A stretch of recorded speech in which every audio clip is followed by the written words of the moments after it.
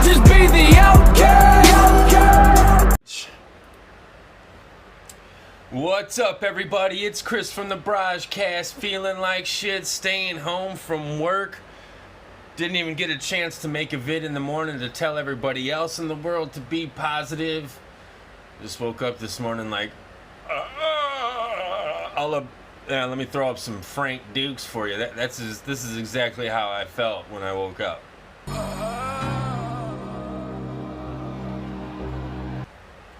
But anyway, I got a shit ton of cards that I still wanted to show to everybody. Today's not Conseco. I got a bunch of Conseco cards that are filing in, all the 2018 stadiums and Ginters and shit like that.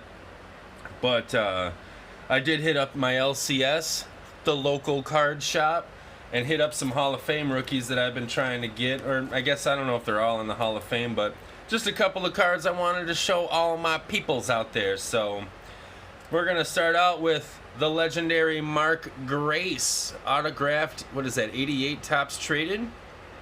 Look at that beauty. Traded on the back, they had the really bright backs. Got that from the LCS for a few bucks. He actually had two of them, so I think I might be giving one away. I can't remember. Is that part of the BrahjCast Flips You Remember game? I can't remember! You'll have to find out by becoming a contestant and playing on Sunday night. So, 88 Mark Grace, tops traded, rookie card, autoed. Right out of town, son. Another great hitter.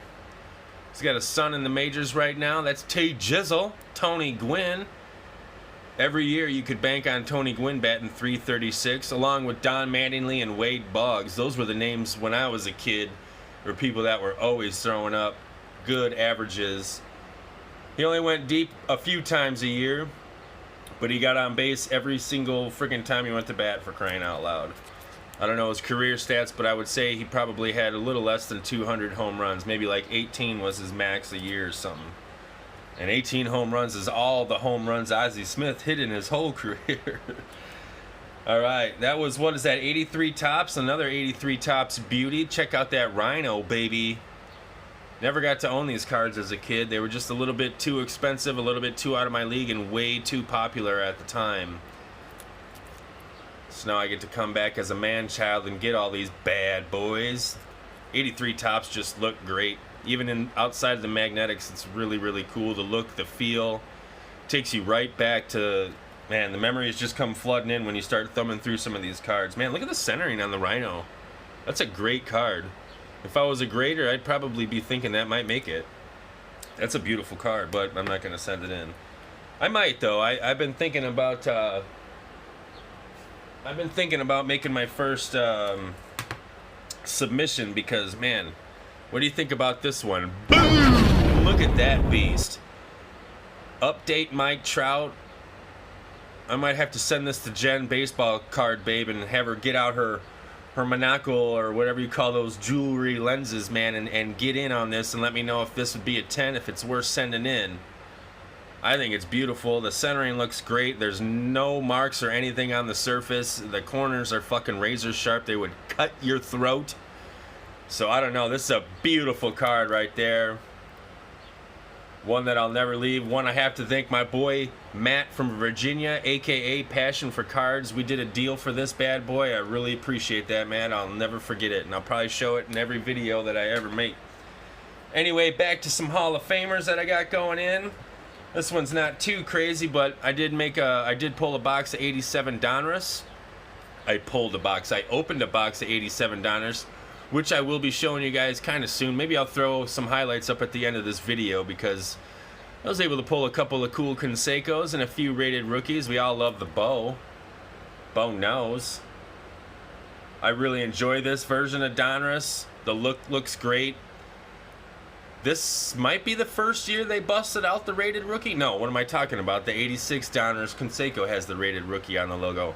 There's something about that rated rookie in blue that just has stuck with me for all the years, and probably a lot of you too. There's something about that dang rated rookie.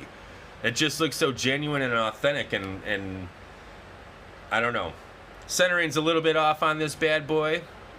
Still got razor sharp corners, and it's packed fresh, so suck it. That was 87 Donruss. We'll go with another 87 Donruss. My man, the Vato Loco himself, Pinche Greg Maddux. Look at that fucking mustache, bruh. Looking like you're Cesario from the Vario, making more videos for your... Ciao! It's so shiny! I think that's exactly what he's thinking as he's about to pitch this ball in there. It's so shiny! Greg Maddux, one of the greatest pitchers ever. My heyday, it was Maddux, Smoltz, and Glavine, man. That bullpen was ridiculous for the Braves in the 90s. But they happen to be just like the Bills, man. They always made it to the show and just could never close it out. All right, guys, last one I want to show you is one of the hardest throwing fastballers you'll ever see on the mound. I would never, ever want to pitch against him.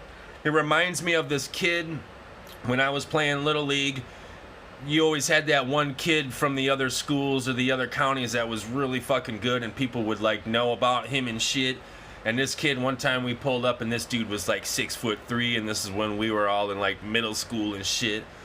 And you just see him hurl him in there, you know, as he's just warming up, and you're like, okay. And it kind of reminded me of this man and what a lot of major leaguers probably thought when they were about to hit against this dude, Randy Mofo Johnson. You ever watch this guy pitch? He will blow up a bird with his fastballs. One of the coolest. In fact, Randy Johnson, I think, does photography now. I think he has a side gig as a photographer. And his logo is actually a fucking exploding bird or pigeon or something, because he's famous for throwing that 106-mile-an-hour fastball, and a bird flew right in and boom, fucker exploded right there, man. That was so crazy. But once again, great centering, great edges. This is definitely a 9 or a 10. It's a beautiful card. I forget a lot of the times that he started in Montreal. Usually, the memory I have of Randy Johnson is just a Mariner, I think. That's usually the go-to I got. But anyways, guys, that's what I wanted to show you. I wasn't able to crank out a... oh, man, and check out these other pickups I've had from my local card shop. All these cards, can you see them up there? I find all these at the card shops for like $1 and shit like that. I don't know who they are, and I don't care. These cards are amazingly they look so fucking cool. But what I was noticing on a couple of these is all of these. You see all the holes at the top that have been punched out, or in the middle. They all have holes in them. And there's these old guys that frequent the shop, and they're cool to listen to. They got all sorts of stories and shit. You know those old guys. But what those holes were is when they would when you'd get your cards, they didn't have binders and top loaders and shit like that, you know, like we do today. So they would pin them up like you see it in movies. I forget off the top of my head the couple famous movies that have some cards in it, but the kid's got it on his headboard. They're pinned on their headboards, and that's the way kids used to display their cards apparently back in the day.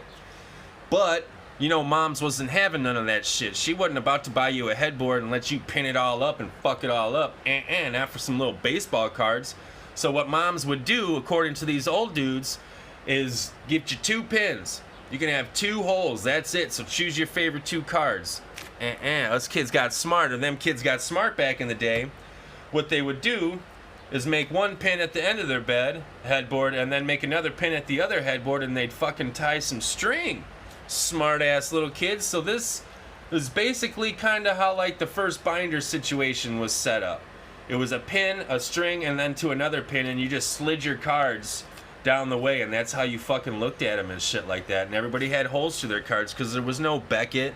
Nobody knew the concept of how these could be worth so much freaking money in 60 years. And try telling a kid to hold on to his shit for 60 years. Fuck you is what that kid's gonna say. This shit's it's gonna get a hole, and it's gonna go right next to my other cards, or it's gonna go right in the spokes of my tires of my bike and make it look like I got a motorcycle. But man, look at the Pittsburgh Pirate logo on this card. Like I said, I don't even know who these dudes are, and I don't even care. It's just the nostalgia that's involved with these, plus the artwork is amazing. Reading all the little dugout quizzes, it's so cool. It's so cool what Topps was doing even back then. This is their second year, 53, and then 52 they did a set, and then after that they're like, you know what, let's tweak it and let's go with this. Kudos to you guys. Anyways, I'm talking way too much now. I just wanted to show you guys. These are the kinds of things that I try to get for like $1 or $2, and I know I got some Boston Red Sox fans out there, buddies. You might get some of these, Ethan, I'm going to send you some of these. I love getting all these and sharing the joy, spreading the love, spreading positivity. I just wonder about these guys' stories. Each one of these guys that I'm thumbing through wanted to make it big and take care of their families and do their thing and live the mini little dream. And unfortunately, most of them probably did not, so I would love to know what happened to all of them. Every one of these dudes, every one of these baseball cards has got a story. Every set, every year, they would put out 792 card set. And like 4 of the people were fucking, like 40 of them were players you knew that were in the now, in the know, worth collecting. The rest of these dudes were just fillers, and the only people that are buying them cards are they themselves or their families right now. So that's what's always interested me, rifling through all these cards and seeing all the pictures of these players with their dreams and shit like that. It's so cool. I don't know what else I'm trying to say here, guys, other than I love you so much. So much going on at the BrahjCast. We celebrated our 200th video. We celebrated our 100th subscriber. We have a contest going on right now for fucking Roger Maris, wherever that is. There it is. There's a contest going on right now. Check out 2 videos ago, or 3 videos ago. We got this one going up till next Sunday. The chance to win a 13 of 25 2017 Ginter Mini Roger Maris is very simple. You just have to do like 2 or 3 simple things, so go find that video. We're also taking contestants right now. We got about 5 or 6 entries for the Blur. Man, I can never get this out. The BrahjCast Flipsy Remember game. That's coming up soon. We're going to be playing live Sunday night for the very first time, so I'll be choosing the first 5 contestants ever for the game on Friday night. And if you want to become a contestant, it's free, it's easy, it's super fucking simple. Just go back to my last videos and we'll go from there. Anyways, guys, I'm looking at all my shit. I don't think anything's recording anymore, so I think I'm talking into this mic for absolutely nothing. There will be no audio with this mic, so now it's just more of a fucking prop. And you're going to hear all the fan behind me. Man, this video might have just went to shit, guys. And in fact, it's probably 15 minutes long, and I'm sweating my ass off, and I'm not at work today because I'm sick. What the fuck am I doing, guys?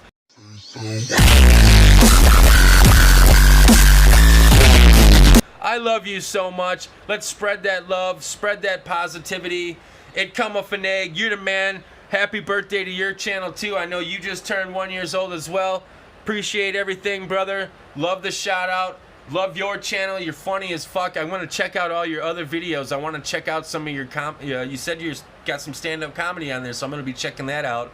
I've got all day today. The wife wants me to clean and empty out cat fucking litter and shit like that, but you know the DZ peeps. It's all about spreading love, spreading positivity, and just hanging out here by myself with a baseball card. Love you guys. Holler at you next time.